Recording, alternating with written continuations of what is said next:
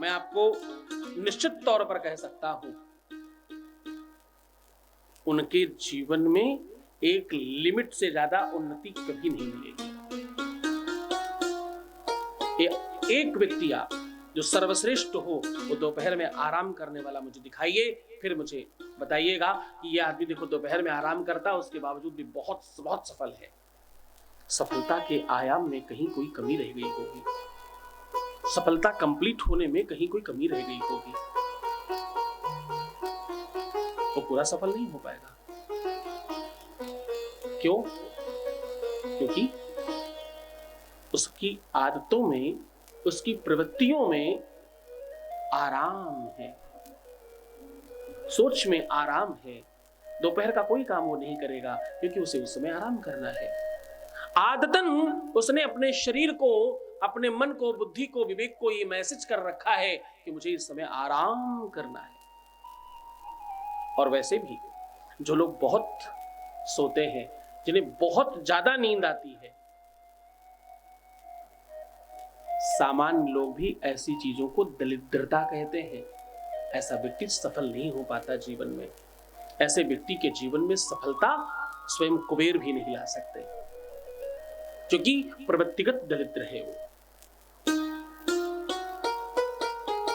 बहुत अधिक सोना, सब सोते हैं, सबको आराम करना होता है, सबको नींद आती है, लेकिन अतिशय आना, किसी भी चीज की अति सर्वत्र वर्जते।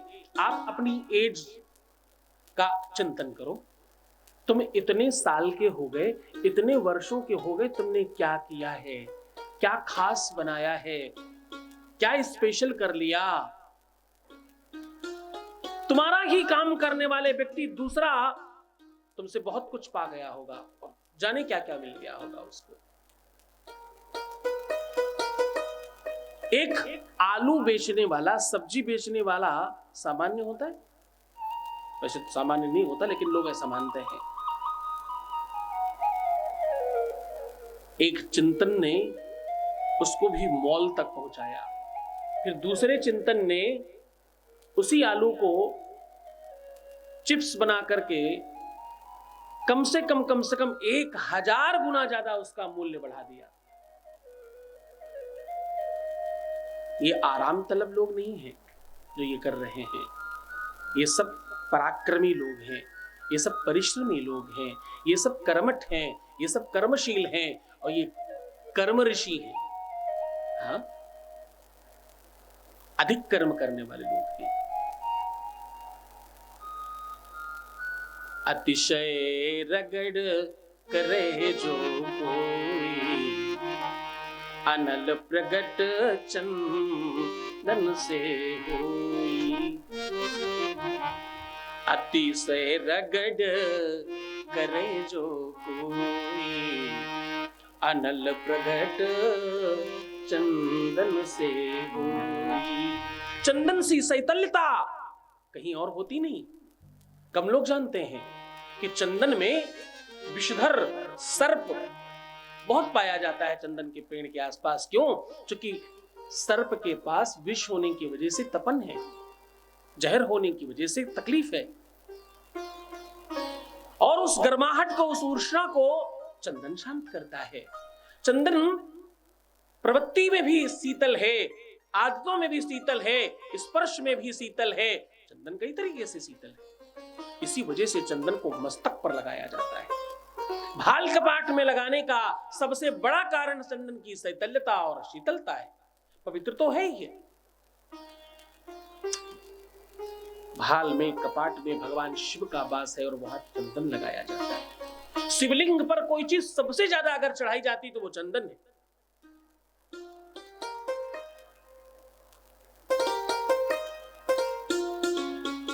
क्योंकि बाबा शिव ने भी विषपान किया था ना, तो उसकी उष्णा, उसकी गर्माहट और उसकी आग तपन देती।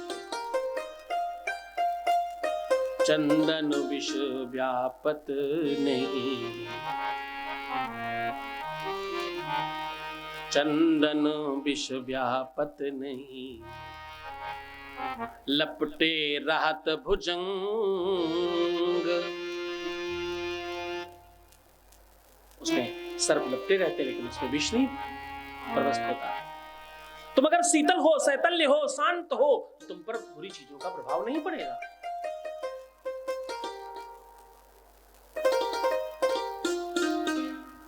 प्रवृत्तिगत तरीके से चिंतन के आधार पर एक बात बताता चलूं, जो लोग भगवान शिव के ऊपर चंदन चढ़ाते हैं उनके कई जन्मों के पाप ताप समाप्त हो जाते हैं। एक और बात बताऊं, जो लोग भगवान शिव पर चंदन चढ़ाते हैं उनके कई जन्मों के पाप ताप तो समाप्त हो ही जाते हैं, उनके जीवन में खुशियां बढ़ जाती हैं। उनके हाथों की लकीरों, क्योंकि चंदन हाथ से लगाना पड़ता है और जितना ज्यादा होगा उतना ज्यादा हाथ का इस्तेमाल करना पड़ेगा, आपकी लकीरें चेंज हो जाती हैं। चंदन अपने आप में मंत्र है। जैसे ही आप चंदन हाथ में लगाकर बाबा शिव को चढ़ाएंगे, आपके हाथों की लकीरें चेंज हो जाएंगी और आपके भाग्य में अच्छी चीजें लिख जाएंगी, बुरी चीजें कट जाएंगी। कुयोग संयोग में परिणित हो जाते हैं भगवान शिव पर चंदन चढ़ाने से। दुर्भाग्य सौभाग्य में परिणित होता है भगवान शिव पर चंदन चढ़ाने से। और पापी सत्कर्मी बन जाता है चंदन चढ़ाने से। चंदनम च महत् पुण्यम पवित्रम पापनाशनम आपदा हरते नित्यम चंदनम प्रतिगृह्यताम्। आपदा हरते नित्यम, रोज की आपदाएं, रोज की विपदाएं समाप्त करने की ताकत है चंदन में। तो भगवान शिव पर चंदन चढ़ाना। तुम भगवान शिव पर चंदन चढ़ाने वाले लोगों के जीवन में वो सब कुछ मिल जाता है जो वो पाना चाहते हैं। बड़ा मन से, बड़ा श्रद्धा से चढ़ाना। तो मैं निवेदन कर रहा था, प्रवृत्तियों के आधार पर तुम जो चाहते हो वो तुम्हें करना पड़ता है, तुम्हें वैसा बनना पड़ता है, वैसे कर्म करने पड़ते हैं, वैसा चिंतन रखना पड़ता है। तुम जो भी चाह रहे हो तो इस पांडाल में बैठकर तुम सिर्फ और सिर्फ बाबा शिव की भक्ति चाहो। शिव महापुराण सुनने वालों, अगर आप पूरे मनोयोग से केवल और केवल शिव पुराण को मांगते हो, शिव पुराण को चाहते हो, बाबा शिव की भक्ति मांगते हो, तो तुम्हारे जीवन में कभी कोई दुख नहीं रहेगा। जिसके स्पर्श से लोग मोक्ष पाते हो, जिसके दर्शन से लोगों के जीवन के पाप ताप समाप्त होते हैं, जिसके ऊपर केवल जल चढ़ा देने से त्रैलोक्य की संपदा मिल जाती हो, वो क्या ही नहीं दे सकता तुम्हें। तुम तो बस जितनी देर बैठे रहना, ओम नमः शिवाय का जाप करना और भगवान शिव को प्रणाम करना, भगवान शिव के चरणों में अनुराग रखना। बाबा शिव से बड़ा दुनिया में कोई नहीं है। तुम्हें जब कुछ मांगने की जरूरत पड़े, वैसे तो बिना मांगे मिलता है शिव भक्तों को। शिव भक्तों को कुछ नहीं मांगना पड़ता। शिव भक्त ही एक ऐसे भक्त हैं जिनको कुछ भी कभी भी मांगने की जरूरत नहीं पड़ती, मांगने से पहले ही मिल जाता है।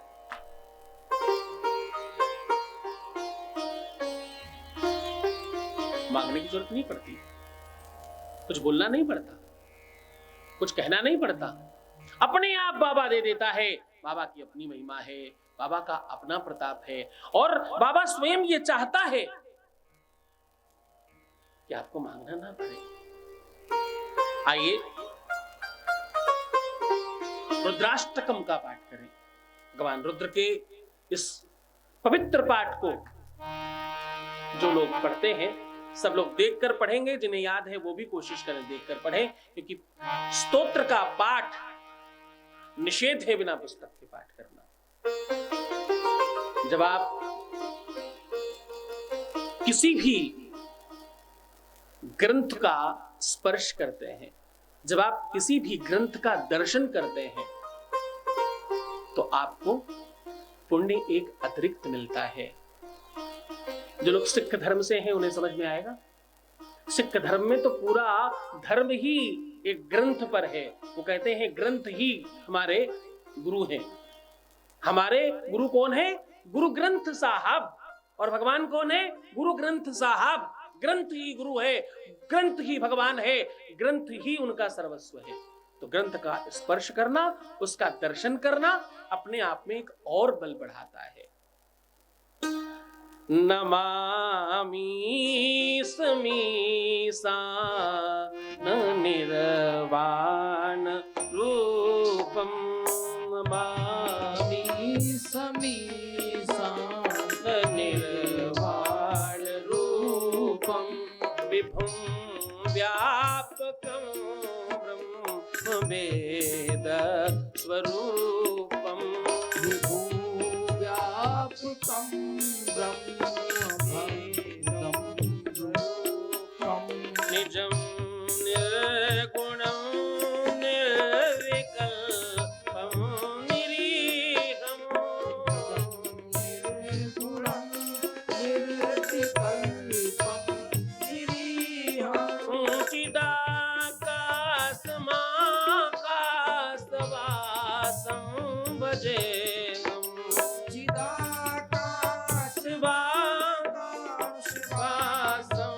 भजेऽहम्, निराकारमोकारमूलं तुरीयम्,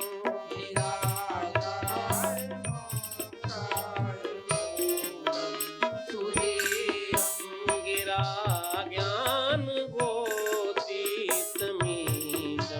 गिरीशं, गिरा ज्ञान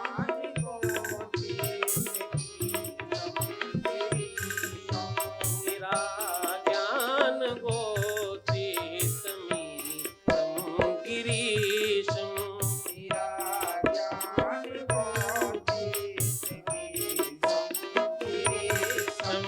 नमामि समीशान निर्वाण रूपम्,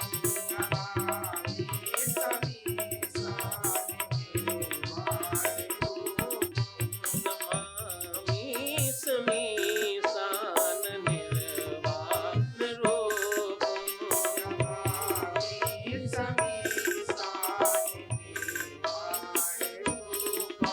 करालं महाकालकालं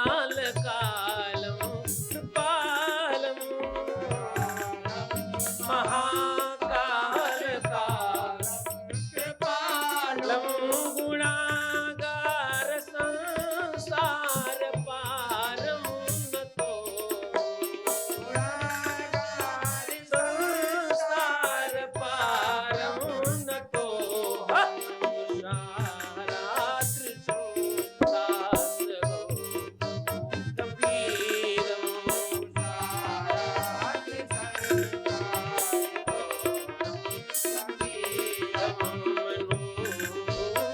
कोटि प्रभास्मि शरीरम्,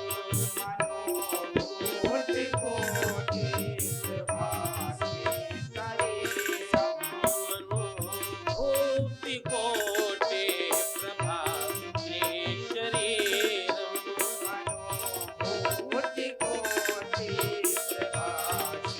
शरीरं स्फुरन्मौलिकल्लोलिनी चारुगङ्गा, मौलिकल्लोलिनी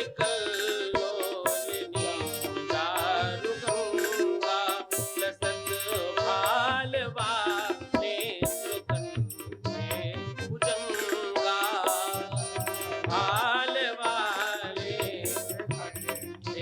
भुजङ्गा, जलकुण्डलं भूसुनेत्रं विशालं, भूसुनेत्रं प्रसन्नाननं नीलकण्ठं दयालं, नीलकण्ठं दयालं, मृगाधीशचर्माम्बरं कृमालां, मरं मण्डमालां,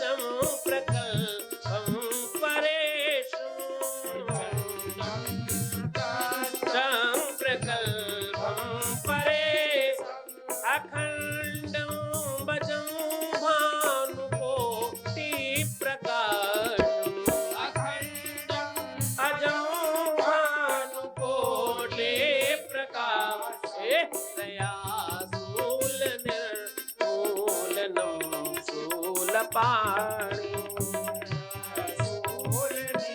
मूलनं शूलपाणि भजेऽहं भवानीं पतिं भावगम्यं भवानी भावगम्यं नमामि समीशान निर्वाणरूपं नमामि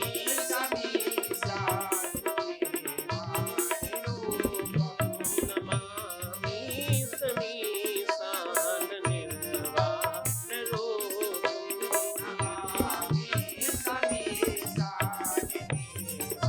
निर्वाणरूपं कलातीत कल्याण कल्पातकारी कल्याण कल्पातकारी कलातीत कल्याण कल्पातकारी कल्याण कल्पातकारी सदा सच्चिदानंद दाता पुरारी सदा सच्चिदानंद दाता पुरारी चिदानंद संभो नमो आपहारी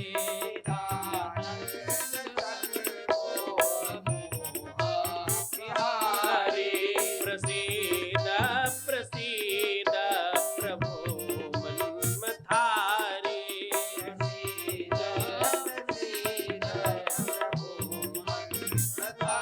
वे नमामि समीशान निर्वाणरूपं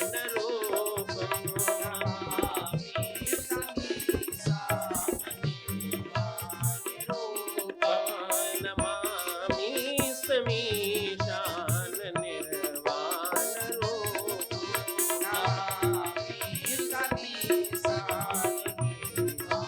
निर्वाणरूपं नया वत्पुमानात् पादारविन्दम् उमानात् पादारविन्दम् भजन्ति खलोके परे वानराणाम् भजन्ति खलोके परे वानराणाम् नयावत् सुखं शान्ति सन्तापनाशम् शान्ति सन्तापनाशम् प्रसीद प्रभो सर्वभूत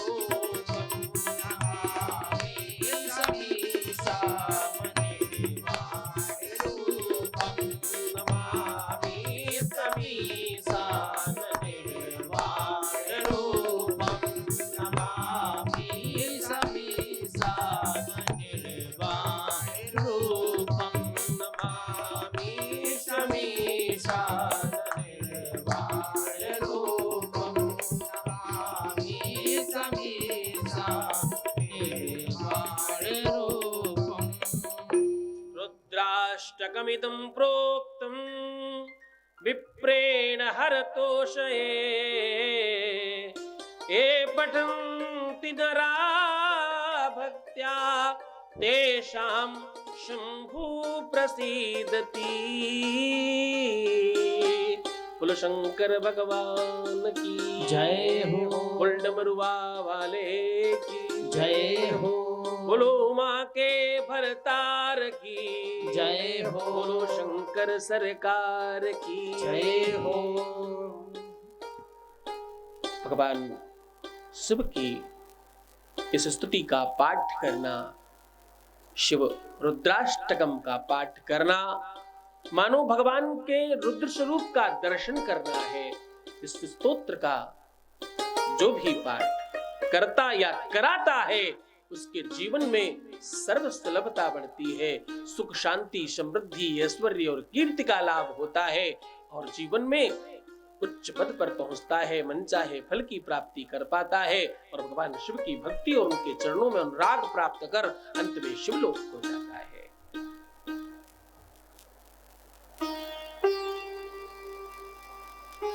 इस स्तोत्र का पाठ करने से आपकी अपनी अनुरक्ति में फर्क पड़ता है।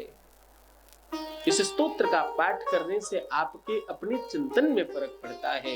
इस स्तोत्र का पाठ करने से आपकी अपनी प्रवृत्ति, सोच, चिंतन, मनन, बौद्धिक बल और आपके अपनी निजता में फर्क पड़ता है। आप हो जाते हैं। आपकी श्रेष्ठता में कमी नहीं है।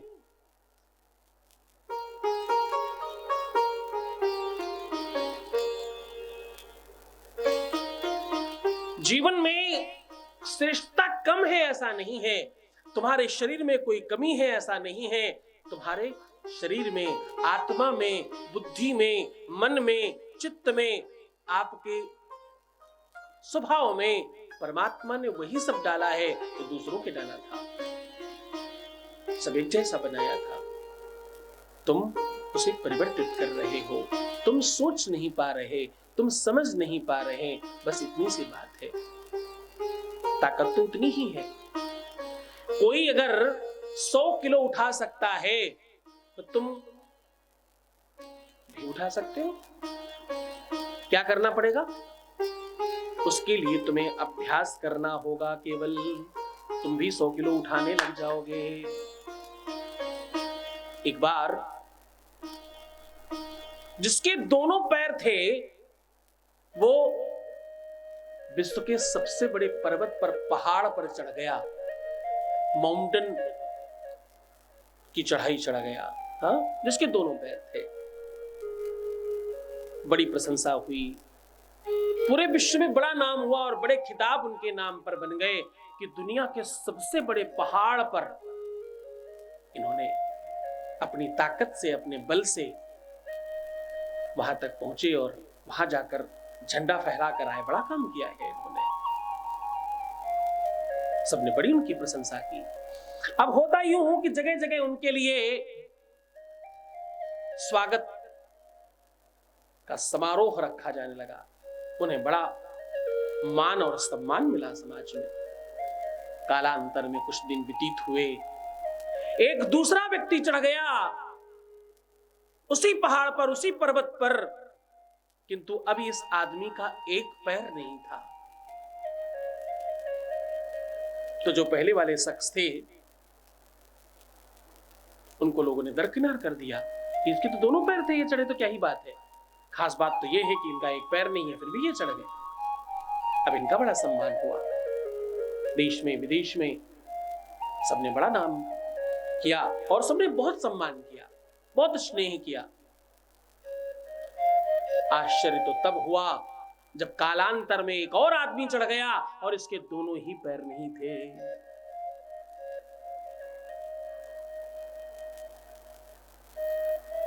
और यह सत्य घटना है, आप गूगल करके देख सकते हैं। पहली बार जो चढ़ा उसके दोनों पैर थे, दूसरी बार जो चढ़ा उसका एक पैर था, और अगली बार जो चढ़ा उसके दोनों ही पैर नहीं थे। अभ्यास से आप कुछ भी कर सकते हैं। कोई अगर 100 किलो उठा रहा है तो अभ्यास करोगे तुम भी उठाने लग जाओगे। कोई बहुत अच्छा डांस कर रहा है तो अभ्यास करोगे तुम भी वैसा कर सकते हो। कोई बहुत अच्छा संगीत गा रहा है तो अभ्यास करो तुम भी गा सकते हो। कोई बहुत अच्छा किसी चीज का मैकेनिक है, तुम अभ्यास करो, तुम कोशिश करो, तुम सीखो, तुम भी हो सकते हो।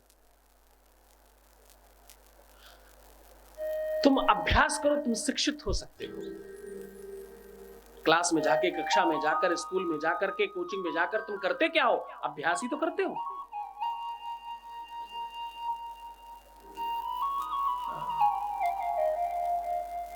अगर अभ्यास से तुम शिक्षित हो सकते हो, तुम बलवान हो सकते हो, तुम सशक्तिवान हो सकते हो, तुम श्रेष्ठ हो सकते हो और तुम दुनिया में नाम कमा सकते हो, तो जरा सोच कर देखो कि तुम अभ्यास करोगे तो तुम सुखी क्यों नहीं हो सकते?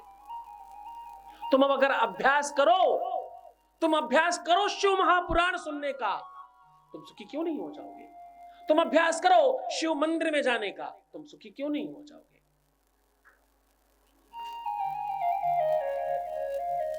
तुम अभ्यास करो श्रेष्ठ बनने का, शिव पूजन करो, संकट सोमवार का व्रत करो, 16 सोमवार का व्रत करो, बाबा शिव को जल चढ़ाओ, बाबा शिव की पूजा करो, शिवालय में जाकर प्रणाम करो, उनके ऊपर पंचामृत, दूध, दही, जल इत्यादि चढ़ाओ, बिलपत्र और पुष्प चढ़ाओ, उनका पूजन करो, रुद्राभिषेक करो और शिव महापुराण सुनो। शिव पुराण के गाए हुए भजनों को अपने जीवन में उतारने की कोशिश करो। तुम क्यों नहीं सफल हो जाओगे? तुम्हारी सफलता में क्या ऐसा खास है जो नहीं हो सकता? तुम अभ्यास नहीं कर रहे हो। तुमने बचपन से सीखा, तुमने अभ्यास किया, तुम्हें उ सब आ गया, छोटा बड़ा, छोटी बड़ी सब आ गया। तुमने अभ्यास किया ABCD EFG, उसमें निकले पंडित जी, तुम सीख गए। तुमने अभ्यास किया, इंग्लिश में बोले तो आई लव यू, हाँ, बंगाली में कहें तो क्या कहते बंगाली में? आमी तमाको भालोबासी, हाँ, तमें प्रेम करूं छू। तुम सब सीख गए। तुम प्यार करना सीख गए, तुम नफरत करना सीख गए, तुम क्रोध करना सीख गए, तुम लड़ाई करना सीख गए, तुम झगड़ा करना सीख गए, तुम उल्टा सीधा बोलना सीख गए, तुम किसी को मारना सीख गए, तुम मार खाना सीख गए, तुम उन्नति करना सीख गए, तुम अवन्नति करना सीख गए, तुम आराम करना सीख गए, तुम अच्छे और बुरे कर्म करना सीख गए। तुम सब सीख गए। अभ्यास कर करके, सुन सुन कर, देख देख करके, मूवी और पिक्चरों में देख देख करके तुमने अपने कपड़ों की हालत अच्छी और बुरी कर ली, जो तुम्हें ठीक समझ में आए। तुम जो भी कर रहे हो तब सब तुमने सीखा है, सब तुमने देखा है। मैं ये कह रहा हूं, तुम भैया शिव महापुराण सुनना क्यों नहीं सीख रहे? शिव महापुराण सुनो ना, बाबा शिव की भक्ति सीखो, बाबा शिव के चरणों में अनुराग लगाना सीखो। ये जो भी तुमने सीखा है ना, ये कुछ काम नहीं आएगा। न गाड़ी काम आएगी, न बंगला काम आएगा। जिस दिन तुम्हारा देश निकाला होगा ना, दुनिया से निकाला होगा, उस दिन केवल और केवल मेरा बाबा काम आएगा। वो खड़ा होगा तुम्हारे सामने त्रिशूल लेकर।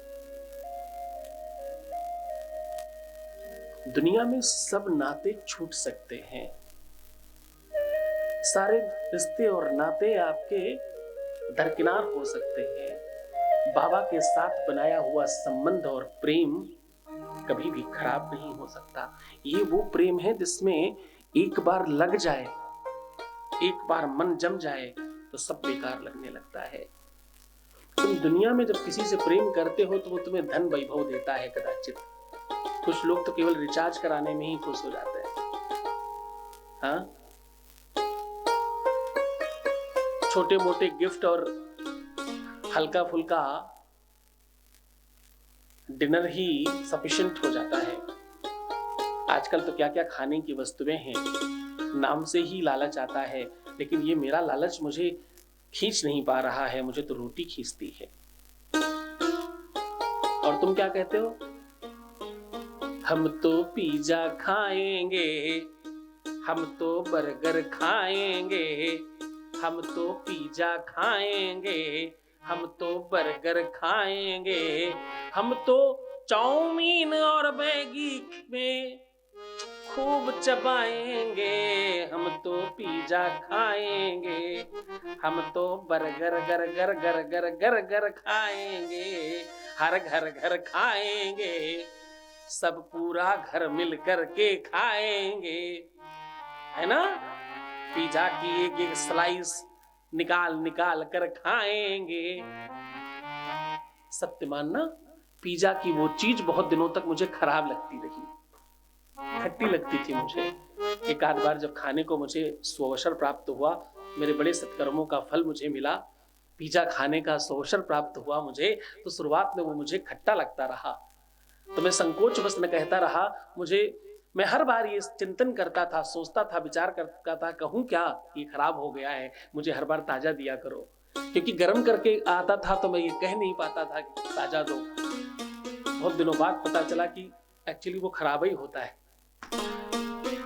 वो बहुत दिन पहले बनाया जाता है, चीज जो उसमें पड़ती है। किसी चीज की बुराई नहीं है, खूब खाइए, लेकिन अभ्यास अच्छी चीजों का भी डालिए।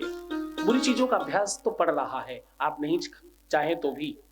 आजकल बड़े बड़े एक्टर और बड़े बड़े अभिनेता चीजों का प्रचार करते हैं, मैं भी यही पीता हूं। दुनिया में अगर जीत हासिल करनी है तो एक कांच की बोतल में कोई औषधि आती है, उसे पी लीजिए, उसके आगे जीत है। आप सब समझ गए होंगे, बड़े समझदार हैं। एक ऐसी क्रीम आती है जिसे अगर कदाचित भैंस को भी लगा दी जाए तो गैया बन जाएगी, इतनी गोरी हो जाएगी। और एक आध ऐसे पाउडर आते हैं कि अगर आपने दूध में कदाचित गलती से डाल दिया तो सचिन तेंदुलकर भी इतनी तेज बॉल से कुछ खेल नहीं पाएगा जितना आप करेंगे। आपकी नसों में और शक्ति इतनी बढ़ जाएगी, पता नहीं क्या ही हो जाएगा। उसके पहले कभी दूध में इतनी ताकत नहीं थी। जैसे ही वो आपने पाउडर डाला, ये समझो सीधा भगवान उसी में प्रकट हो गए और आपको ताकतवर बना दिया। तो क्या बीटा पीटा सीटा और रीटा क्या कहते हैं उसको, आप जानते हैं। और इतनी सारी चीजें, और आश्चर्य तो तब है जब मैं अब तुम्हें वो भैया हार्ट अटैक की दवाई देने जा रहा हूं। खूब भैंस को गोरा बनाने का बताया ना तुमको, जीत के लिए वो कांच वाली बोतल बताई ना जिसमें वो कुछ पीते हैं, उसके आगे जीत है क्या कहते हैं, है ना।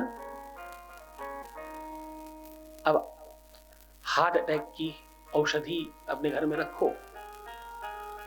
अगर आपने उसमें तला हुआ खाना खाना शुरू कर दिया, हार्ट अटैक नहीं आएगा। और बाई चांस आने लग जाए तो उसका डब्बा पकड़ के बैठ जाना, नहीं आएगा।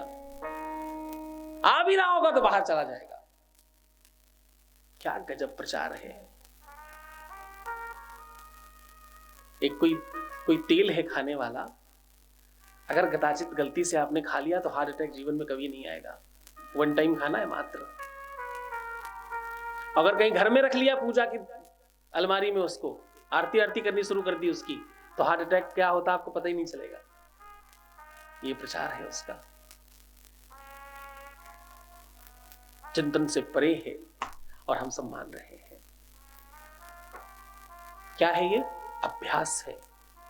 बार बार बार बार बार बार तुमको ऐसा दिखाया जा रहा है, तुम्हें अभ्यास कराया जा रहा है, ऐसा ही होता है।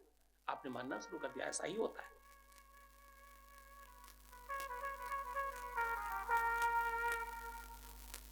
पहले कपड़े फट जाए तो खराब माने जाते थे, आज फट जाए तो फैशन माना जाता है। कुछ बुरा नहीं है, जैसे मर्जी पहनो, पर अभ्यास अच्छी चीजों का भी करो। शिव भक्तों, मैं कहता हूं कि बाबा तो कैसे भी रहता है, तुम जैसे चाहो वैसे रहो, कोई बुराई नहीं है। तुम जो भी पहनकर आनंदित रह सकते हो। हमारे यहाँ तो धर्म में एक संप्रदाय है, नागा संप्रदाय, वो कुछ भी नहीं पहनते। इससे कोई फर्क नहीं पड़ता। फर्क पड़ता है तुम्हारे अपने आनंद से, तुम्हारे अपने चिंतन से, तुम्हारे अभ्यास से फर्क पड़ता है कि तुम किन चीजों का अभ्यास कर रहे हो सुबह दोपहर शाम।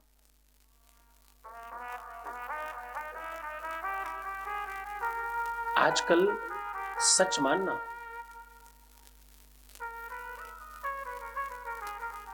जितने भी प्रकार के प्रचार हैं उसमें अच्छे विचार तो नहीं है। प्रचार में विचार अच्छे तो नहीं है। बॉडी के वो डीओ के प्रचार ऐसा करते हैं कि अगर किसी पुरुष ने लगा दिया तो उसकी शादी मतलब तत्काल ही हो जानी है। इतनी बच्चियां पीछे भागेंगी, इतनी लड़कियां पीछे भागने लग जाएंगी कि विवाह तो तत्काल ही हो जाएगा। रास्ते में मतलब दुकान से आप घर नहीं पहुंच पाएंगे, रास्ते में ही कदाचित आपका स्वयंवर हो चुका होगा। क्या गजब प्रचार है साहब।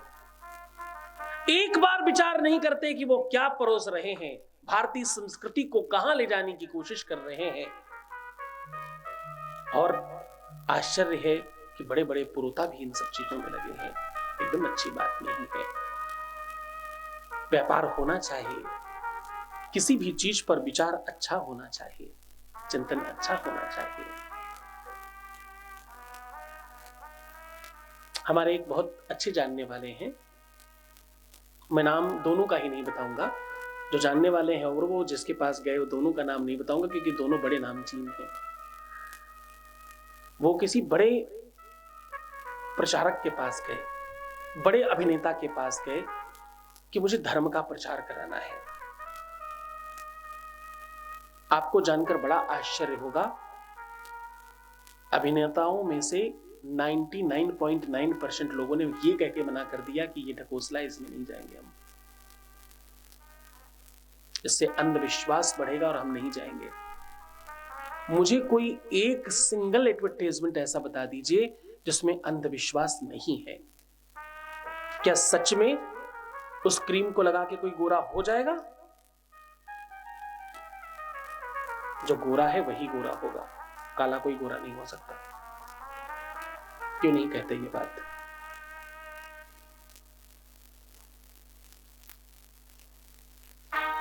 क्या सच में कोई दुनिया का ऐसा तेल है जो आपकी टेंशन मुक्त कर देगा? तुमको लगाने से टेंशन मुक्त होता है और खाने से हार्ट अटैक दूर होता है। कौन कौन से तेल है दुनिया में? सच में ऐसा हो सकता है?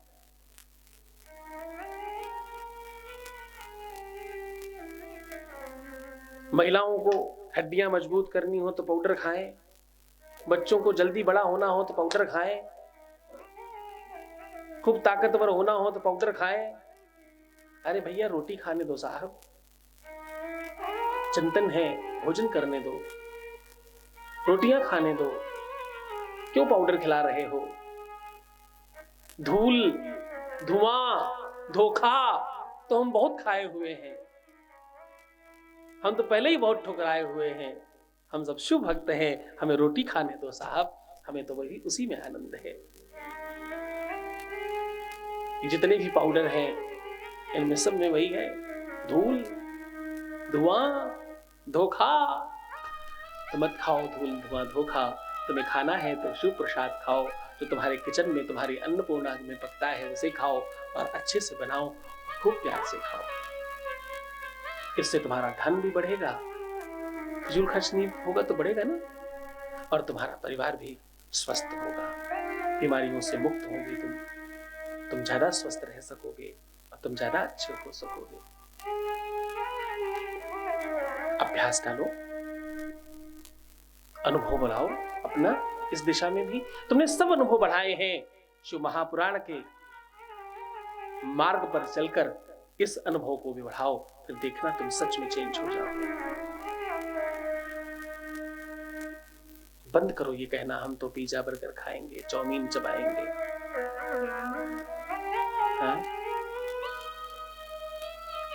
ओसा ढोसा ढोकला पोकला मोकला ये तो फिर भी ठीक है, कुछ है तो अनाज।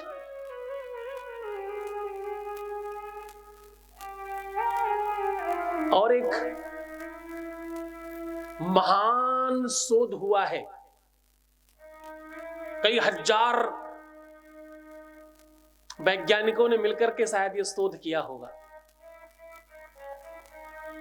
एक ऐसे व्यंजन का आविष्कार किया गया है जो न पका है न कच्चा है, जिसके अंदर है तो सब्जी ही, लेकिन पकाना मना है। अंदर की सब्जी कहती मुझे पकने मत देना, बाहर का आटा कहता है कि मुझे सफेद रहने दो। कह रहे भैया वो उबाल के रखा जाता है और भाप में पकाया जाता है और इसे मोमोज कहते हैं, और ये तीखी चटनी के साथ खाया जाता है। क्या गजब कथा है। आप यकीन मानो, तुम्हारी बीमारियों में 70% हाथ है इस आविष्कार का। तुम्हारे मोटापे का, तुम्हारे बहुत बीमार हो जाने का, तुम्हारे विवेक में अशुद्धता लाने का, और तुम्हें सच में खराब कर देने का, तुम्हारी मुस्कुराहट छीन लेने का, तुम्हारे को प्रसन्न नहीं रहने देने वाले का। इन सब चीजों का नाम वो छोटे से लड्डू गोपाल हैं जिन्हें तुम खाने की कोशिश कर रहे हो। कृपा करो, उस पर दया करो, उस पर रहम करो, उस पर थोड़ी सी करुणा करो अपनी, और इसे सब खाना बंद करो। घर में पकाओ, खूब अच्छे से भूनो, फिर खाओ। अच्छी चीजें खाने की कोशिश करो। खराब चीजें आकर्षित करती हैं, माना। बुरी चीजों में ताकत ज्यादा है, माना। एक गिलास को मीठा करने के लिए चीनी कई चम्मच डालनी पड़ेगी, नमक एक चुटकी ही सफिशिएंट है। बुराई इतनी सी बहुत हो जाती है, अच्छाई बहुत डालनी पड़ती है। जब साइकिल ऊंचाई की ओर जा रही होती है तो ताकत लगती है, और जब नीचे जा रही होती तो ढरंग रही होती बिना किसी प्रयास के, माना। लेकिन हम परिश्रमी हैं, हम कर्मठ हैं, हम कर्मशील हैं। सहजता से, आराम से, बिना प्रयास के जो चीजें मिलती हैं वो कभी भी अच्छी नहीं होती। हमेशा ध्यान रखिएगा। जो चीज तुम्हें सरलता से मिल जाए, जो चीज तुम्हें आराम से मिल जाए, वो कभी भी अच्छी नहीं होती, क्योंकि तुमने उसके लिए पुरुषार्थ नहीं किया है, अभ्यास नहीं किया है। अभ्यास करो अच्छी चीजों का। और एक खास बात,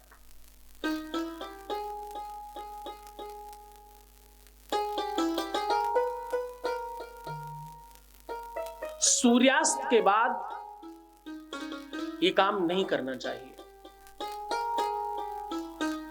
सूर्यास्त के बाद ये काम करने वाले लोग दलिद्री होते हैं।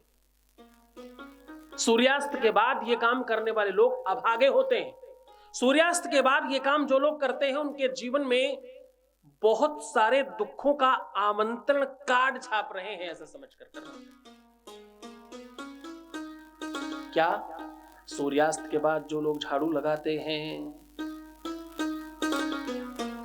सूर्यास्त के बाद सुहागिन महिलाएं अगर अपने बाल धोती हैं, झाड़ू लक्ष्मी का प्रतीक है। झाड़ू आप दीपावली के पहले धनतेरस में खरीद कर लाते हैं, क्योंकि आपको धन का आवागमन अच्छा चाहिए अपने घर में। आप उसकी पूजा करते हैं साल में एक बार। झाड़ू आपके घर की लक्ष्मी मानी जाती, खराब चीजें बाहर करती और अच्छी चीजें अंदर रहने देती। सूर्यास्त के बाद नहीं लगाना।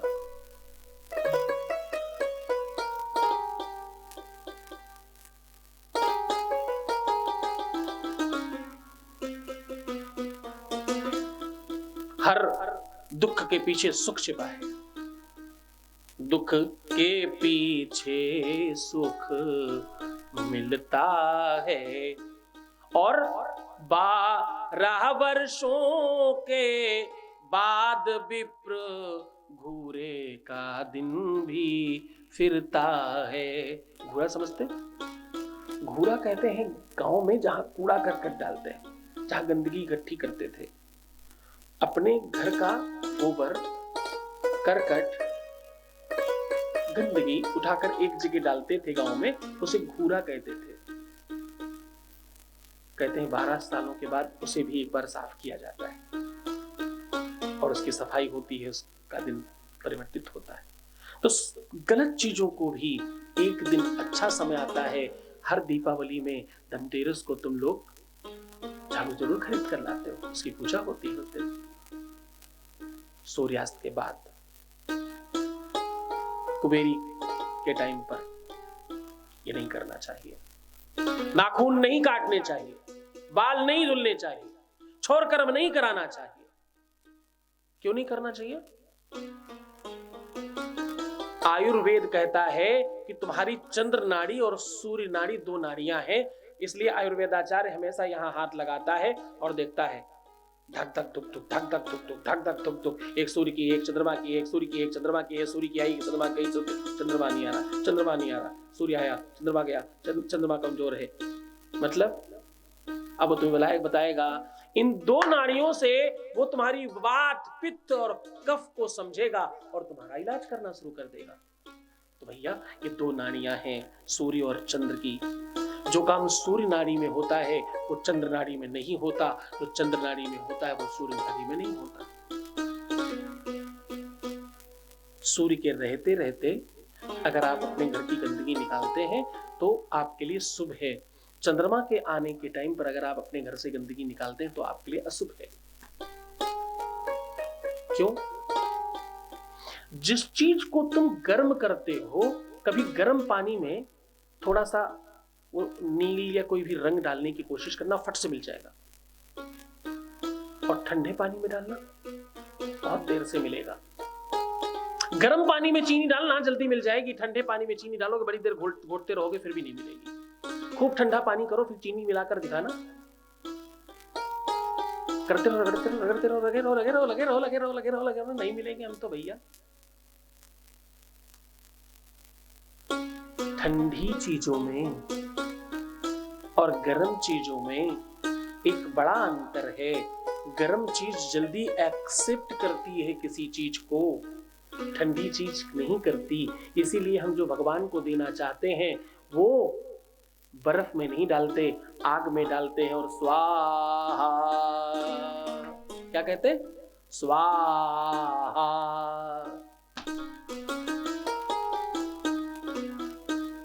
स्वाहा करते हैं अग्नि में, तपन में, गर्मी में। जब तुम साधना करते हो तो उसको क्या कहते हो? कहते हो तपस्या कर रहे हैं, तप रहे हैं, गर्म हो रहे हैं। मेहनत करते हो तो क्या होता है? गर्माहट आती है शरीर में और आप का पसीना बाहर होता है। एसी में भी पसीना आता है क्या? आता है? शरीर एसी में चीजें बाहर करता है क्या? झाड़ू मारता है अंदर से? नहीं मारता। गर्मी में अंदर से बाहर चीजें की जाती हैं, ठंडी में नहीं। तो तुम सूर्य के रहते हुए अंदर की चीजें बाहर करना प्रकृति सिखा रही है। ऐसे 1000 बातें हैं।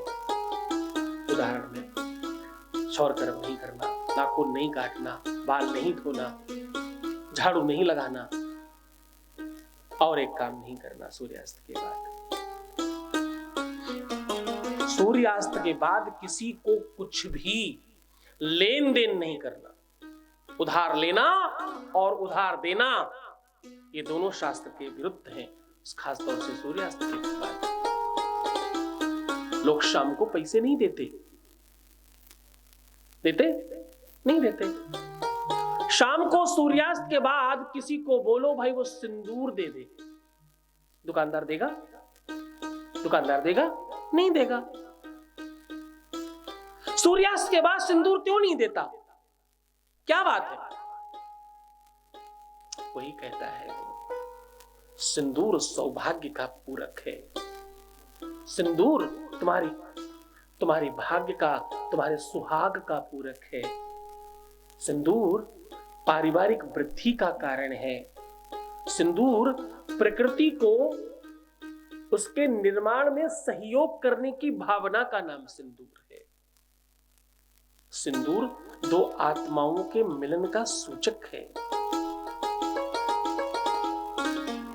और हमने कहा ना, सारे शुभ काम सूर्य नाड़ी में करने चाहिए। सिंदूर का बड़ा महत्व है।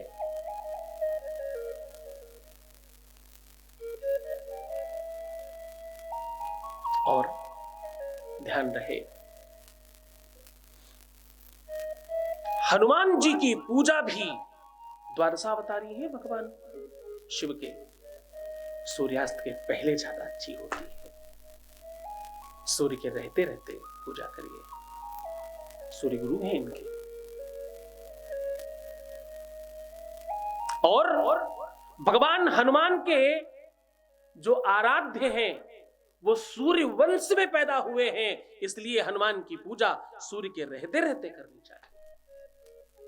सूर्य वंश को प्रणाम करते हैं हनुमान।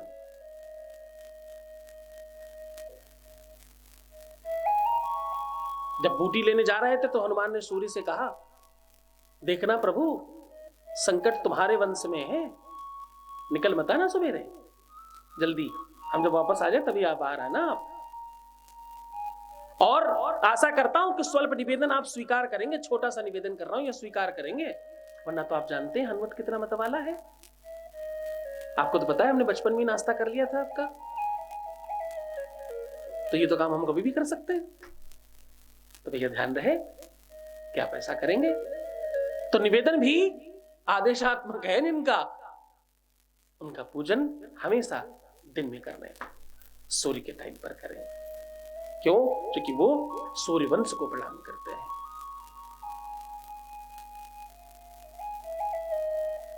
सूर्यास्त के बाद जो भी महिलाएं, जो भी माताएं, जो भी सुहागवती स्त्रियां या कोई भी कुलीन पुरुष कुछ आदान प्रदान करता है, ददाति प्रतिगृह्णाति नानिधि सा प्रसिद्धति, कुछ देना लेना करते हैं, उधार व्यवहार करते हैं, धन का लेन देन करते हैं, उनके घर से धन चला जाता है और यह दुर्भाग्य का सूचक है। ऐसा नहीं करना। और सूर्यास्त के बाद एक और खास बात, सूर्यास्त के बाद कम से कम एक लग्न यानी 2.5 घंटे तक, ध्यान से समझना, सूर्यास्त के पश्चात एक लग्न यानी कम से कम 2.5 घंटे और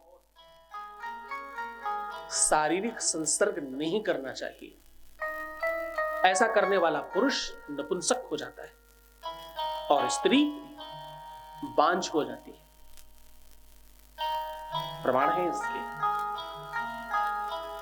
सूर्यास्त से लेकर अगले 2.5 घंटे यानी पूरी की पूरी एक घड़ी, पूरी की पूरी एक लग्न संसर्ग नहीं करना चाहिए।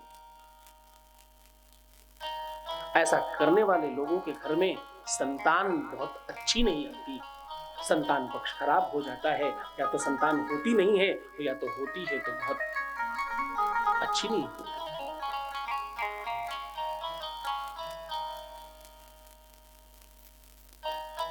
मूर्ख संतान होने की बड़ी संभावना बनती है। जिन लोगों के बच्चे थोड़े बुद्धि से कुंद हैं या जिन लोगों की संतानें शारीरिक और मानसिक तौर पर अच्छी नहीं जन्म ले रही हैं या नहीं ली हैं, बहुत ध्यान से करना, निवेदन करके कर रहा हूं, ध्यान से सुनना। जिन लोगों के घर में बच्चे कदाचित शारीरिक रूप से पुष्ट नहीं पैदा हुए, किसी भी अंग प्रत्यंग में कोई दोष है, कोई भी दिव्यांग पैदा होता है अगर आपके घर में, किसी का भी विवेक, बुद्धि का बल या कोई जन्म से बड़ी बीमारी लेकर अगर बच्चा जन्म ले रहा है तो आप हमेशा इस बात का ध्यान रखना कि कहीं ना कहीं आपसे कोई गलती सूर्यास्त से लेकर एक घड़ी तक हुई है, एक लग्न तक हुई है, उसका परिणाम है। या तो ऐसे समझिए और या तो ऐसा समझिए कि ऐसा नहीं करना चाहिए, ऐसा करने से ऐसी संतानें होने की संभावना बढ़ जाती है। ऐसी संतान होने के और बड़े कारण हैं, लेकिन ये सबसे बड़ा कारण है। ऐसी संतान होने की संभावनाएं बहुत ज्यादा बढ़ जाती है। और एक बात, जिन लोगों के जीवन में दुर्भाग्य आ गया, अचानक तलाक की नौबत आ जाए, संबंध विच्छेद की संभावना बनने लग जाए या ऐसा कुछ हो जाए, उनके भी जीवन में कहते हैं इसी प्रभाव का प्रताप है, वो इसी कार्य का वो परिणाम है। इस प्रभाव से जीवन में वो अभाव मिला है, वो भी इसी का कारण है।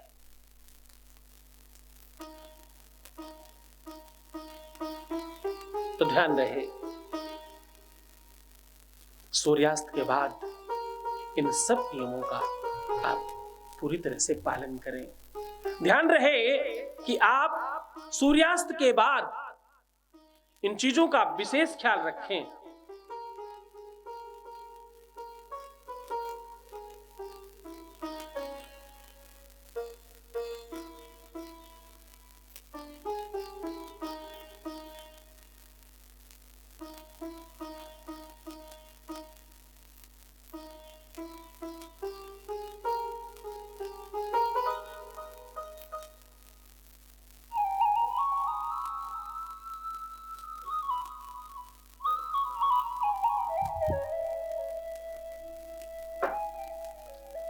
और एक खास बात,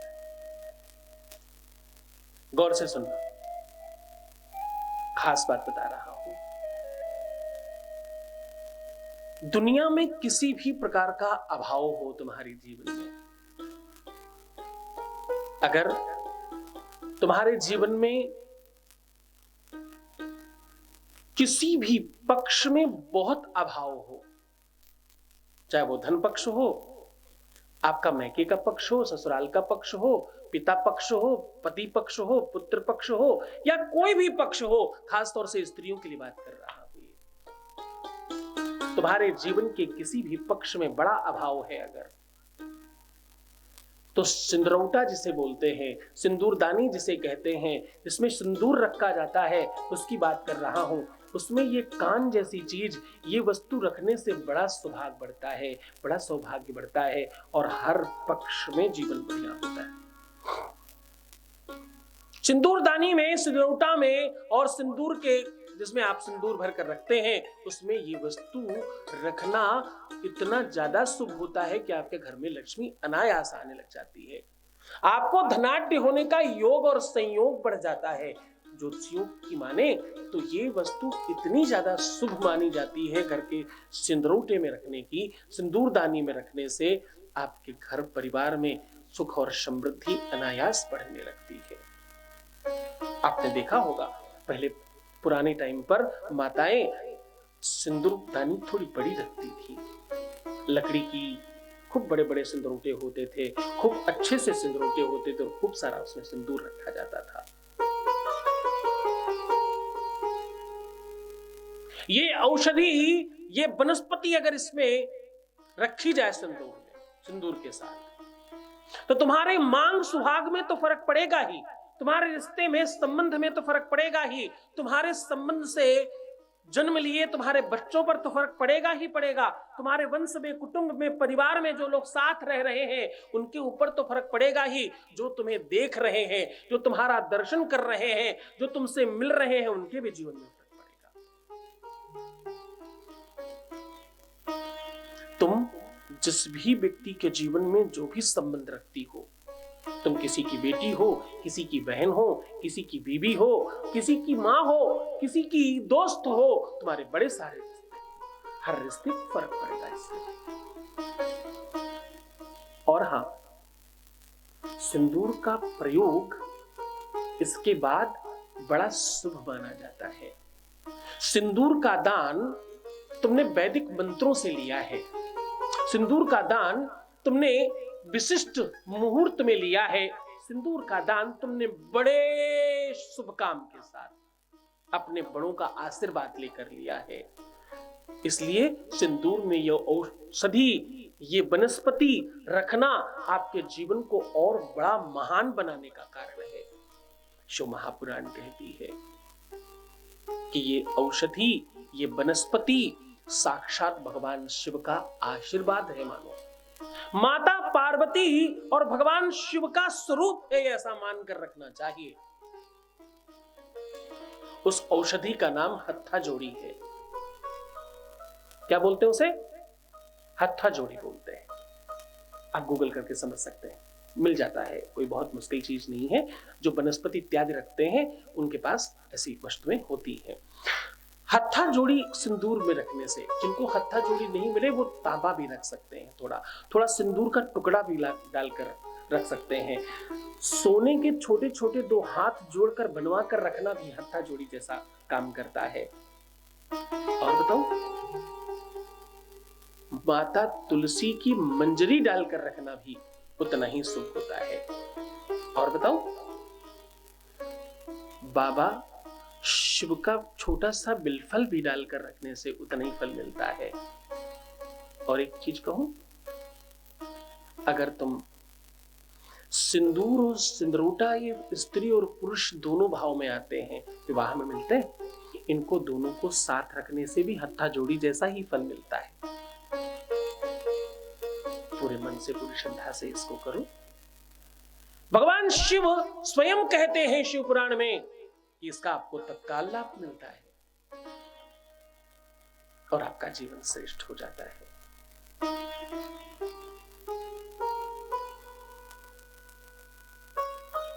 आइए एक बार भगवान शिव की धुनी में फिर से हम अपने आप को आनंदित करते हैं। कि शिव स्वयं मोक्षदायिनी नाम है। शिव देवादिदेव महादेव का नाम है। शिव पार्वती के स्वामी का नाम है। शिव पराम्बा भुवनेश्वरी आदि शक्ति मां, चाहे काली कहो, चाहे दुर्गा कहो, चाहे जिस भी रूप में पुकारो, उनके आराध्य और उनके पति का नाम है शिव कार्तिकेय और गणेश के आराध्य और पिता का नाम है शिव। संपूर्णता का नाम है। और ओम नमः शिवाय श्रेष्ठतम मंत्रों में श्रेष्ठ है।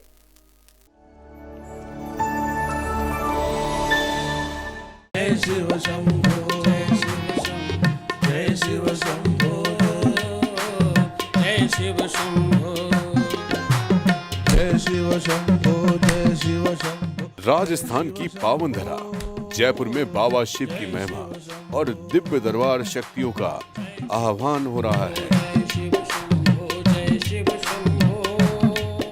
जब तुमने उसे पहली बार चाहा था तो मैं नहीं था, तुम बीच में आए और उसके बावजूद मैं कह रहा हूं कि मैं तुम्हें दूंगा। तुम्हारे विश्वास पर मुझे विश्वास। आप दिनांक 27, 28 और 29 सितंबर को सादर आमंत्रित हैं। स्थान है दीप स्मृति ऑडिटोरियम, शिप्रा पथ, मानसरोवर, जयपुर, राजस्थान। संपर्क करें।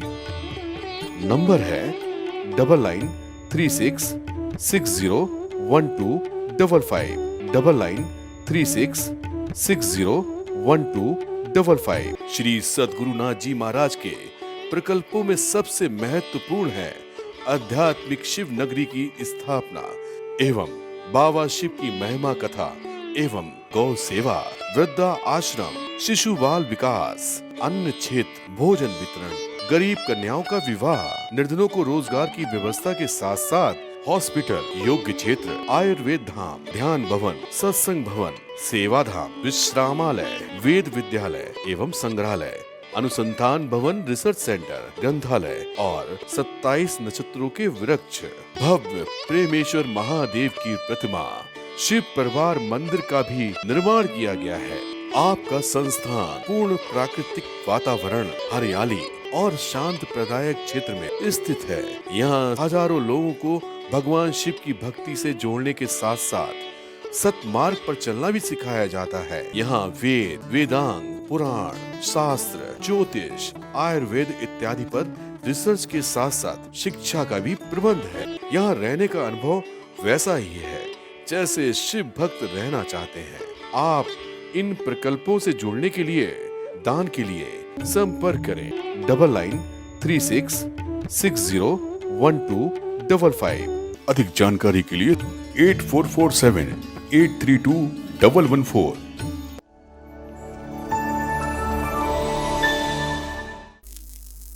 पुराण के वाचक और ग्रंथों के रचयिता वेदव्यास कहते हैं कि ओम नमः शिवाय से बड़ा मंत्र मैंने अपने जीवन में नहीं देखा।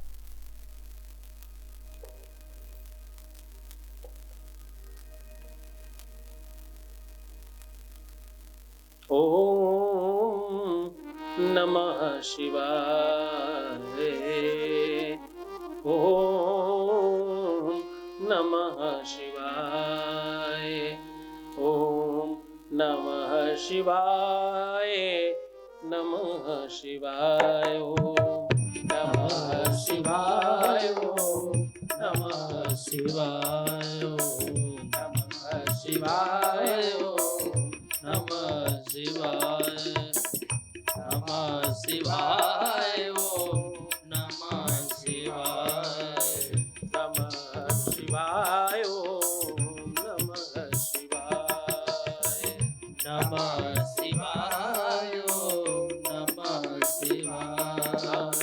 नमः शिवाय, ओम नमः शिवाय, नमः शिवाय, ओम नमः शिवाय, नमः शिवाय, ओम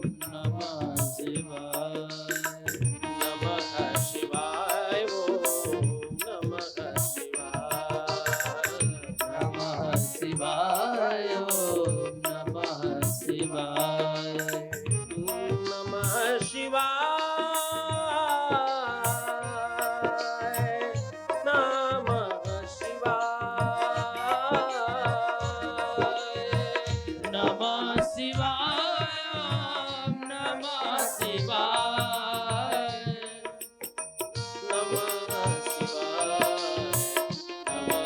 शिवाय, नमः शिवाय, नमः शिवाय, गंगाधरा शिव गंगाधरा, गंगाधरा शिव गंगाधरा, गंगाधरा शिव गंगाधरा, गंगाधरा शिव गंगाधरा, नमः शिवाय, नमः शिवाय, नमः शिवाय, ओम नमः शिवाय, नमः शिवाय, नमः शिवाय, नमः शिवाय,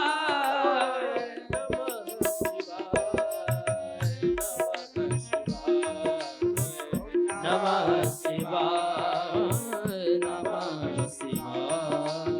शिवाय, नमः शिवाय, नमः शिवाय,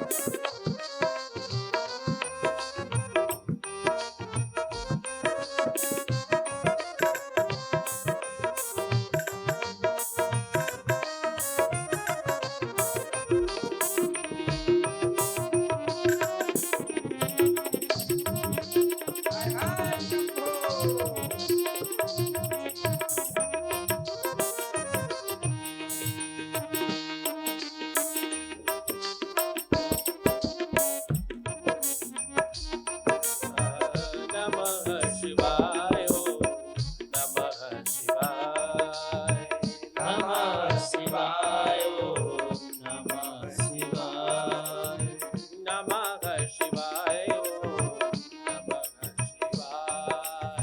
नमः शिवाय, नमः शिवाय।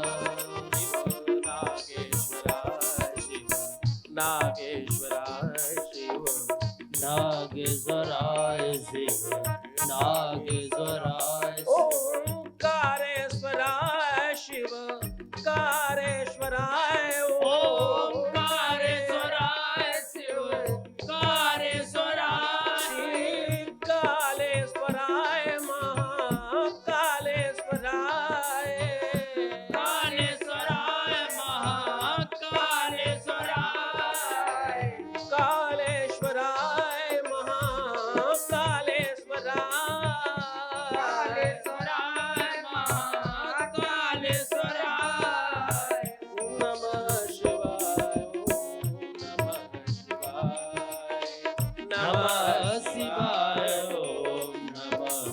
शिवाय ओम नमः शिवाय नमः शिवाय नमः शिवाय ओम नमः शिवाय ओम नमः शिवाय ओम नमः शिवाय नमः शिवाय ओम नमः शिवाय रामेश्वराय रामेश्वराय रामेश्वराय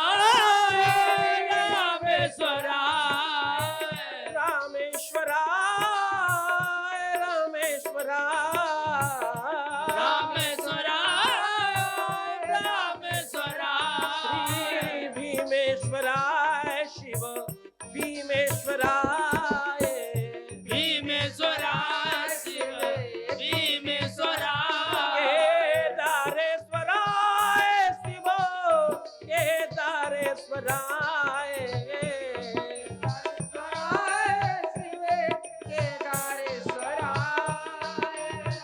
विश्वेश्वराय शिव विश्वेश्वराय विश्वेश्वराय शिव विश्वेश्वराय नमः शिवाय नमः शिवाय नमः शिवाय शिव ओम नमः शिवाय नमः शिवाय नमः शिवाय शिव नमः शिवाय नमः शिवाय ओम नमः शिवाय नमः शिवाय ओम नमः शिवाय ओम नमः शिवाय नमः शिवाय नमः शिवाय नमः शिवाय ओम नमः शिवाय ओम नमः शिवाय नमः शिवाय ओम नमः शिवाय नमः शिवाय ओम नमः शिवाय नमः शिवाय ओम नमः शिवाय कुसुमेश्वराय शिव कृष्णेश्वराय कृष्णेश्वराय शिव कृष्णेश्वराय प्रमुखेश्वराय शिव प्रमुखेश्वराय त्र्यंबकेश्वराय शिव त्र्यंबकेश्वराय शैलेश्वराय शिव शैलेश्वराय शैलेश्वराय श्री शैलेश्वराय नमः शिवाय नमः शिवाय नमः शिवाय नमः शिवाय नमः शिवाय नमः शिवाय नमः शिवाय नमः शिवाय नमः शिवाय नमः शिवाय नमः शिवाय नमः शिवाय नमः शिवाय नमः शिवाय नमः शिवाय ओम नमः शिवाय नमः शिवाय नमः शिवाय नमः शिवाय ओम नमः शिवाय नमः शिवाय नमः शिवाय वैद्यनाथेश्वराय वैद्यनाथेश्वराय वैद्यनाथेश्वराय वैद्यनाथेश्वराय तारेश्वराय शिव तारेश्वराय कारेश्वराय शिव तारेश्वराय तारेश्वराय के तारेश्वराय तारेश्वराय शिव तारेश्वराय नमः शिवाय नमः शिवाय नमः शिवाय नमः शिवाय नमः शिवाय ओम नमः शिवाय नमः शिवाय नमः शिवाय शिवाय ओम नमः शिवाय नमः शिवाय नमः शिवाय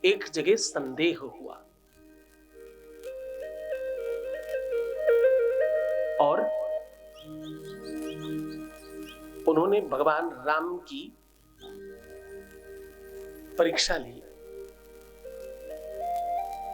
वो कैसा ब्रह्म है, वो कौन भगवान है जो अपनी पत्नी के विरह में इधर उधर भटकता घूम रहा है? वो कौन ब्रह्म है जो अपनी पत्नी के विरह में कोमल पत्तों से पूछ रहा है, लता पताकाओं से पूछ रहा है, तुमने मेरी प्रिय देखी है क्या? वो कौन ब्रह्म है? और दूसरी तरफ संदेह में जब महाराज हो रहा है तो संदेह हुआ ये कैसे ऋषि और मुनि हैं जो गोपिकाओं के स्वरूप में भगवान को खो जाने के बाद ढूंढते घूम रहे हैं।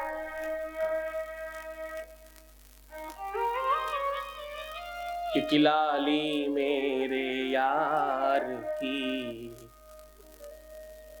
क्योंकि लाली मेरे यार की, जित देखूं तित लाल, लाली देखन में चली, मैं भी है गई लाल। कौन सा वो ब्रह्म है जो इस बात को समझ नहीं रहा है? सती को संदेह हुआ और सती ने भगवान शिव के बहुत समझाने के बावजूद भी भगवान राम का परीक्षण करने पहुंच गई। क्या किया? स्वयं सीता का भेष बना लिया और राम के पास पहुंच गई। पर जैसे ही भगवान राम ने सती को सीता के स्वरूप में देखा, देखते ही प्रणाम किया। माता, आपको प्रणाम करता हूं, पधारिए। ये बात सुनकर सती बहुत आश्चर्य में। सती और राम का लंबा संवाद चला। कैसे पहचाना, कैसे जाना? मैंने एक उस राम को देखा है जो विरह में था, मैंने एक उस राम को देखा है तो जो विह्वल था और विवश था, मैंने एक उस राम को देखा है, इसे लोग ब्रह्म कहते हैं। और आज मैं एक राम को देख रही हूं जो मेरे सामने मुझे पहचान कर मुझे मां कह रहा है। मैं किस राम पर विश्वास करूं? मैं किस राम को देखूं? लंबा संवाद किया सती ने। भगवान राम कहते हैं, माता, ये बाबा शिव के आशीर्वाद से, उनके आदेश से मुझे एक एक एक काम मिला है। ये एक लीला है, ये उस लीलाधर की एक लीला है जिसमें मुझे ये काम करना है। इस तरह से मैं वही कर रहा हूं। ना तो सीता कहीं गई है और ना सीता कहीं जा सकती है। करो पावक में वासा, जब तक करूं निशाचर नाशा, जब तक मैं निशाचरों का नाश करूं तब तक तुम पावक में प्रवेश करके इसी में निवास करो। ऐसा पहले से ही राम ने कह रखा है। सीता को तो पहले अग्नि में छुपा रखा है। रावण तो कुछ ही लेके नहीं गया। रावण की ये स्थिति, रावण में इतनी ताकत, रावण में इतना बल कि वो सीता को स्पर्श भी कर पाता। जिस प्रकार से हनुमान जी ने अपना विजिटिंग कार्ड दिया था सूर्य महाशय को, सूर्य देवता को, हाँ, कि भूल मत जाना। बचपन से जान रहे हो हनुमत कितना मतवाला है। बचपन से तुम्हें पता है कि मैं किसी भी समय नाश्ता कर सकता हूं।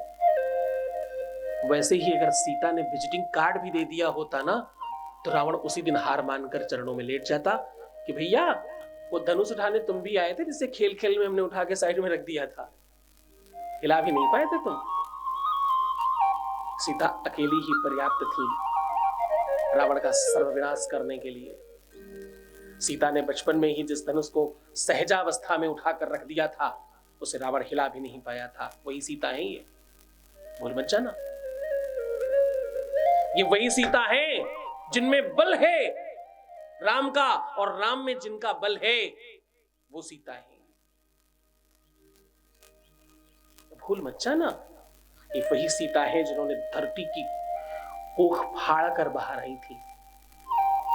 पृथ्वी से जन्मी, किसी इंसान ने जन्म नहीं दिया इनको। पृथ्वी की पुत्री है सीता।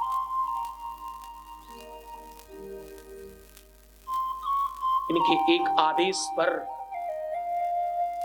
पृथ्वी पर कोहराम मच सकता है, ये वही सीता है। इनके एक भ्रुकुटी के टेढ़ी कर देने से, जरा सा भी इनकी भौहें ये भ्रुकुटी टेढ़ी हो जाए तो सर्वनाश हो सकता है पूरे संसार का। ये वही सीता है। पृथ्वी को बस ऐसे ही तो होना है। हाँ, अगर कोई चीज गोल है और आप यहां बैठे हो और ये ऐसी हो गई तो क्या होगा? तुम नीचे, उन्हीं की पुत्री है, बस इतना ध्यान रखना। ये तो उस लीलाधर महादेव की लीला है, गाथा है। ये तो उसकी कृपा करुणा है, उसके हिसाब से सब चल रहा है माते। ये सब उन्हीं का है, ये सब वही कर रहे हैं, ये सब उन्हीं की रचना है। और ये रावण और कुंभकर्ण कोई और नहीं है माता, ये दोनों ही शिवगण हैं जो श्रापवश आकर यहां राक्षस बने। ये तो उन दोनों शिवगणों के मोक्ष के लिए, उन दोनों शिवगणों को फिर से अपने मूल स्वरूप में लाने का एक भगवान शिव का एक तरीका है, एक ढंग है, एक लीला है उनकी। बहुत भांति सती को समझावा, रामचंद्र दिग दर्श दिखावा। भगवान राम ने बड़ी तरीके से समझाकर और बहुत अद्भुत दर्शन दिया है, और सती वापस आ रही है, बहुत निराश और हताश है। सब छिपाकर सती वापस आ रही है। भगवान राम को गलत समझा, मुझे ऐसा नहीं सोचना चाहिए था। मैंने अपने पति की बात नहीं मानी, मैंने अच्छा नहीं किया। मुझे बाबा शिव की बात समझनी चाहिए थी। मुझसे बड़ा अपराध हो गया है। इस अपराध का दंड मैं स्वयं को क्या दूंगी मुझे समझ नहीं आ रहा। रास्ते में विचार कर रही है सती, मैं इस अपराध के लिए मैंने अपने स्वामी की, मैंने अपनी नात की, मैंने अपने पति की अवहेलना करी है। इसके लिए अगर मुझे जल भी जाना पड़े तो मैं सहज जल जाऊंगी।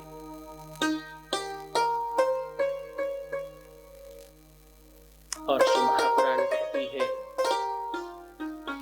सती के इस संकल्प में, इस मानस पूजा में भगवान शिव समाहित है।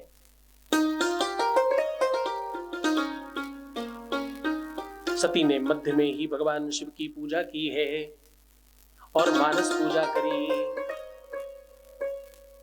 जिस समय आपके पास कोई सामग्री ना हो, तुम शिवालय जा पा रहे हो, अच्छी बात है। आपके नगर में, आपके घर के आसपास जो शिव मंदिर है वो सिद्ध है, एक शिव है। फिर दूसरे नंबर पर जो किसी भी जलाशय के पास शिव मंदिर है, कुएं के पास, किसी नदी के पास, किसी सरोवर के पास। और तीसरे नंबर पर वो शिव मंदिर है जो किसी तीर्थ में है, किसी स्थान पर है, किसी तपस्थली पर है। और इनसे भी श्रेष्ठ वो शिवलिंग है जो वीरान में है, जो जंगल में है, जिसे कोई पूजता नहीं है। कहते हैं उस शिवलिंग की पूजा करने से मनोवांछित फल मिलता है।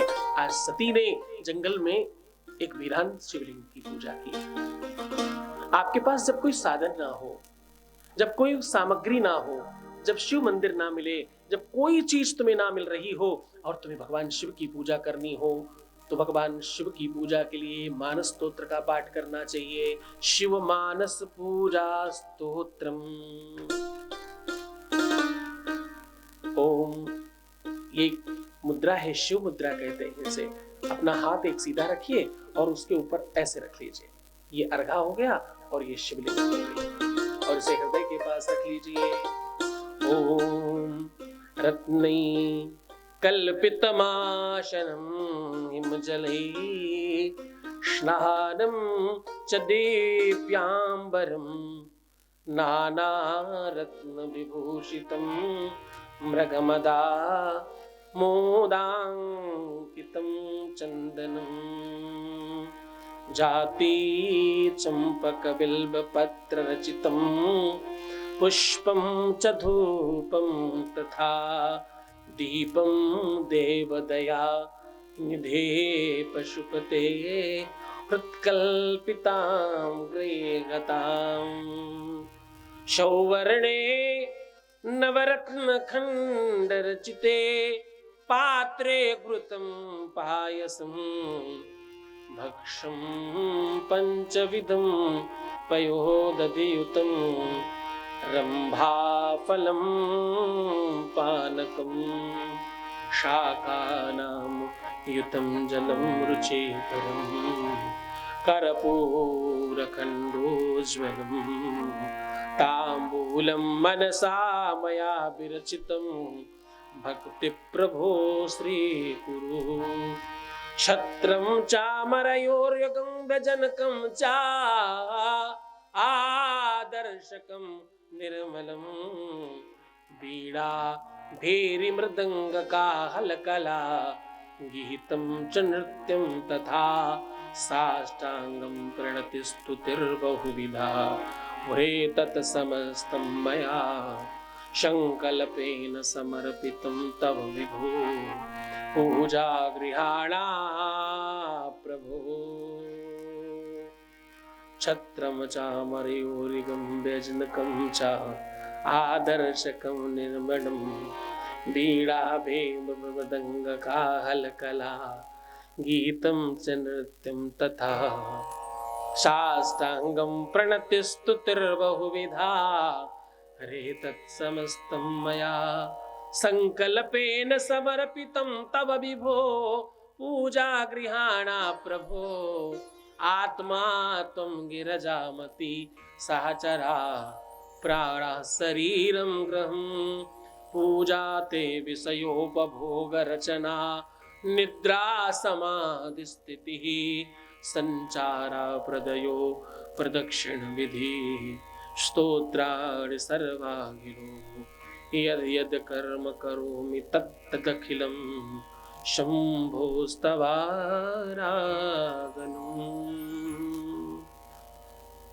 करचरण कृतं वा क्वायजं कर्मजं वा श्रवणनयनजं वा मानसं वापराधं विहतं अभिहितं वा सर्वमेतत् क्षमस्व जय जय जय करुणाब्धे श्री महादेव शंभो श्री महादेव शंभो श्री महादेव शंभो।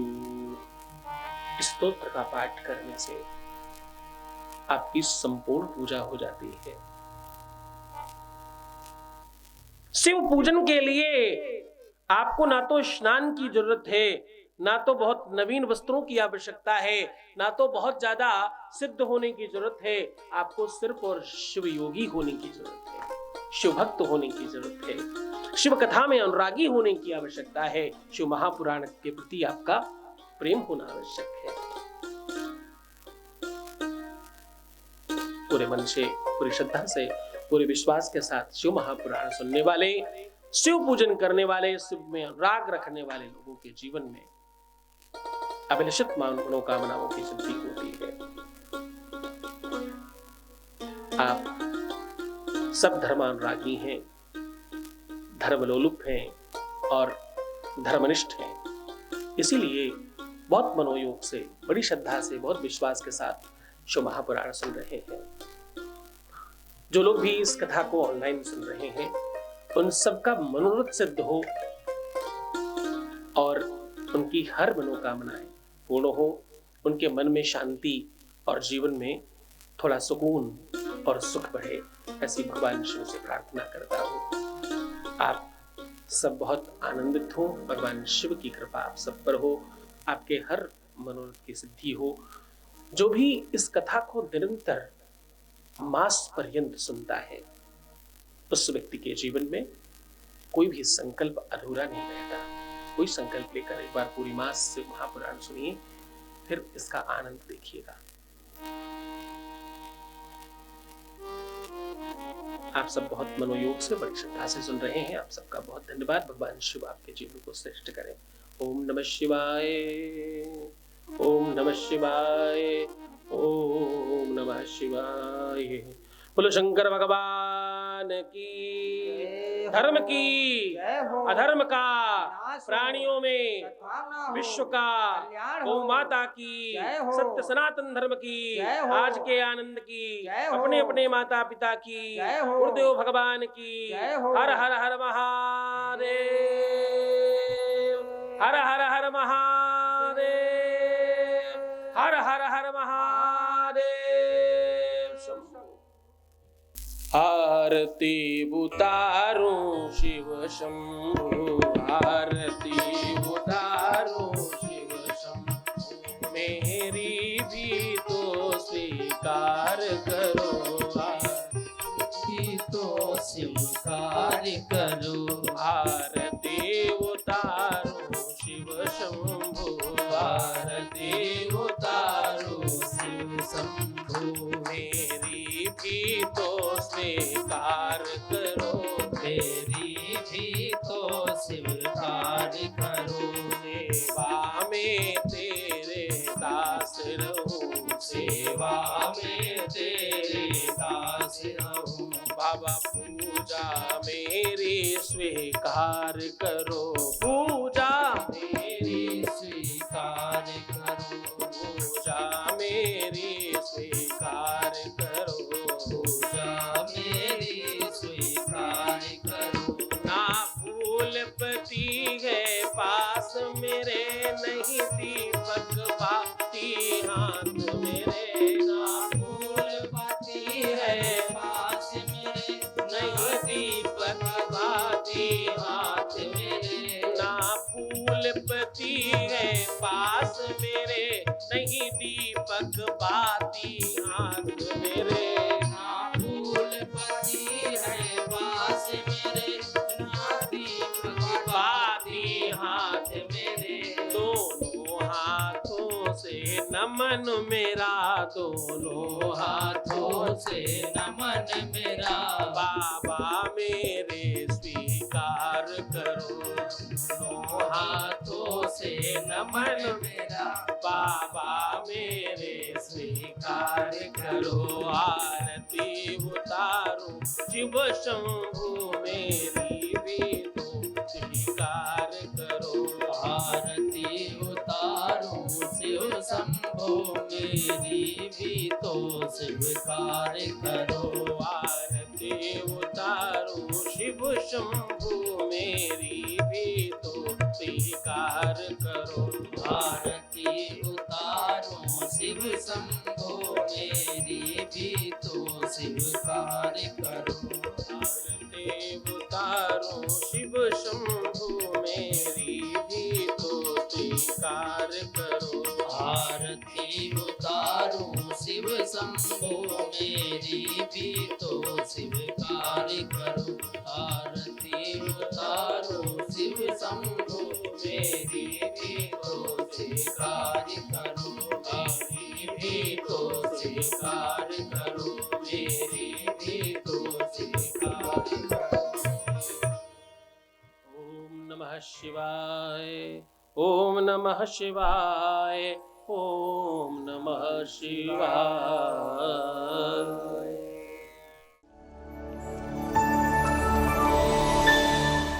जय शिव शंभो, जय शिव शंभो, जय शिव शंभो, जय शिव शंभो।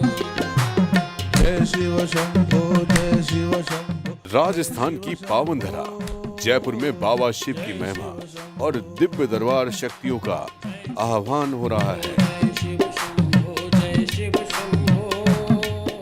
जब तुमने उसे पहली बार चाहा था तो मैं नहीं था, तुम बीच में आए और उसके बावजूद मैं कह रहा हूं कि मैं तुम्हें दूंगा। तुम्हारे विश्वास पर मुझे मिलता।